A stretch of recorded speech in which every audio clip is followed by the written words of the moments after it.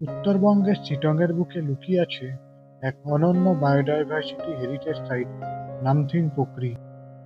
জায়গাটা ভালো করে দেখতে হলে ঢুকতেই হবে ঘন পাইন বনের ভিতরে, যেখানে আলো ছায়ার খেলায় লুকিয়ে থাকে প্রকৃতির গভীর রহস্য। পাইন বনের ফাঁকে ফাঁকে সরু পথ ধরে চলে যাওয়া যায় অনেক দূর পর্যন্ত। ভাগ্য ভালো থাকলে এই জঙ্গলেই দেখা মিলতে পারে বিরল প্রজাতির স্যালামান্ডারের। আরেকটা আশ্চর্যের বিষয়, সামনের মাঠটা বর্ষাকালে পুরো জলে ভরে যায়, অথচ বাকি সময় একেবারেই শুকনো। নির্জন পরিবেশে কিছুক্ষণ থাকলে একটা গা ছমছমে ফিলিংস আসবেই। হেঁটে একটু উপরে গেলেই আবার দেখা যায় বহুদূর পর্যন্ত ছড়ানো সিনকোনা গাছের বন।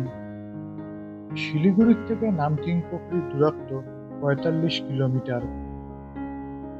আর কাছে পিঠেই রয়েছে অহলদারা ভিউ পয়েন্ট, যোগীঘাট আর মংপুতে রবি ঠাকুরের মিউজিয়াম।